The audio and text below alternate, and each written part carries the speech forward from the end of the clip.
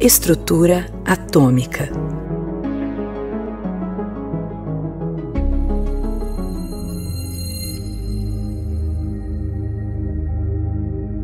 Os elementos da matéria não são substâncias diferentes ou coisas diferentes.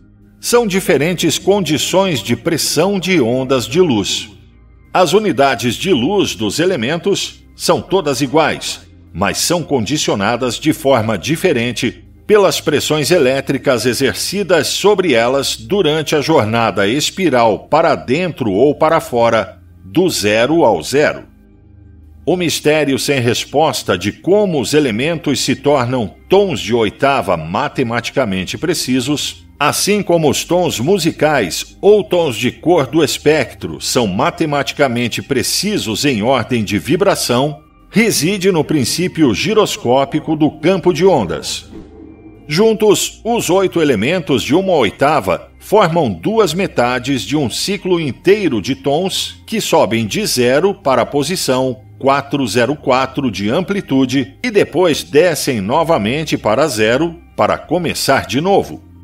Esta jornada espiral se contrai em pressões maiores à medida que se aproxima das posições de amplitude do campo de ondas em ápices espirais e se expande para as mais baixas na jornada de retorno às bases espirais. Essa jornada espiral bidirecional de cada meio ciclo se estende entre 6 espelhos de luz imóvel que compõem o campo de ondas e se enrola ao redor de um eixo imóvel que centraliza a espiral. 3 desses espelhos são os espelhos de ação e 3 são os espelhos de reação. Figura 75. Os locais dos elementos nos campos de onda são determinados por espelhos de campos de onda. Os 3 de ação são os planos internos de interseção do cubo e os 3 de reação são os planos externos de limite do campo de ondas. Todos esses planos do campo de ondas são de curvatura zero, mas o universo espiral que está se formando dentro desses planos é curvo. Planos curvos de luz atuam como lentes bidirecionais que dobram a luz para pontos focais e a estendem radialmente a partir desses pontos focais. Como as espirais bidirecionais de formação de matéria se estendem do centro do campo de ondas em direções opostas em direção às interseções do campo de ondas, os 6 planos espelhados de luz imóvel focalizam 3 pontos de luz imóvel sobre o eixo imóvel de cada meio ciclo.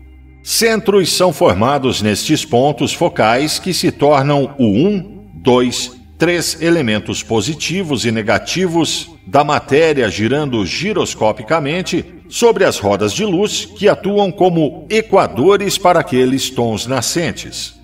A multiplicação e a divisão das pressões determinam a densidade e o volume de cada elemento seguinte. O espectro de cores registra essas pressões como o histórico completo de cada elemento de oitava a oitava de todo o ciclo de 9 oitavas dos elementos. A multiplicação das pressões da espiral também afeta a curvatura de suas lentes de luz, a tal ponto que as posições de foco mudam suas relações matemáticas em conformidade com a aceleração da gravidade e a desaceleração da radiação. As posições dos centros focais das rodas giroscópicas sobre o eixo da onda são assim afetadas como diagramadas na figura 76 e figura 72. Cada elemento é o quadrado da distância de e para seu sucessor, de acordo com sua direção. A direção da gravidade é o quadrado inverso e a direção oposta é o quadrado direto. Figura 76. O princípio giroscópico da oitava. O volume de cada elemento seguinte é também afetado direta e inversamente como o cubo. Assim, 6 das 8 rodas giroscópicas de toda a oitava são contabilizadas pela projeção geométrica de luzes bidirecionais opostas a partir de 2 conjuntos de 3 campos limitantes de espelhos. O quarto tom duplo é formado no ponto de repouso, onde 8 campos de ondas cúbicas se encontram.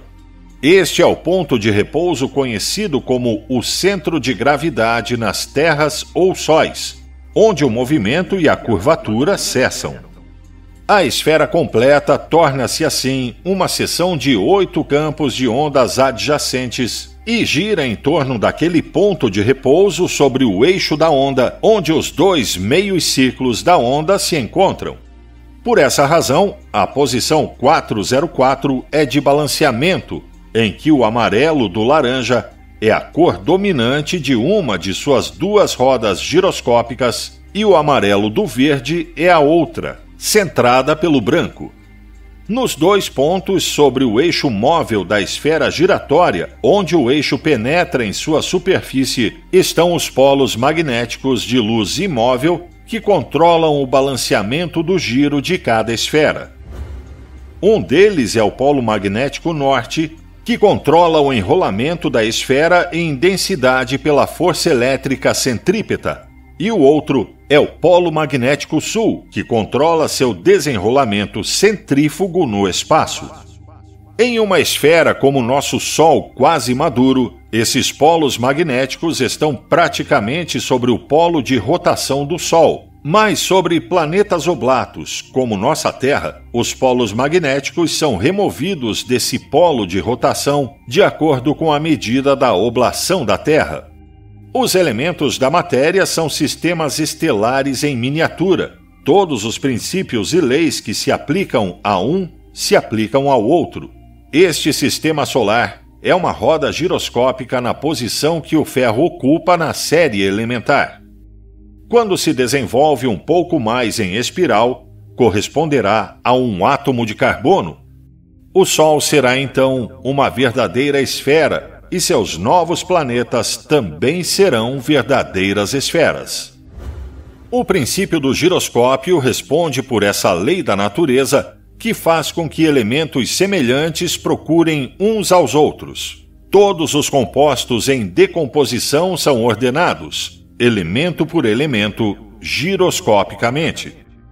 Os esforços do homem para transmutar um elemento em outro devem ser regidos por este princípio, e não pela teoria de que outra substância será obtida ao derrubar um elétron. Não faz diferença quantos planetas existem em um sistema solar ou atômico, no que diz respeito à sua substância como elemento. Um ou mais elementos adicionados ou subtraídos não mudariam um elemento em outra substância, mais do que uma ou mais crianças afetariam a nacionalidade de seus pais.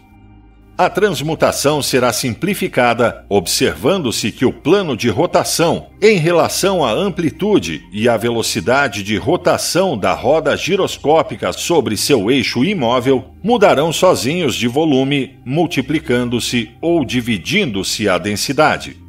Grandes possibilidades em novos metais residem na aplicação adequada deste princípio.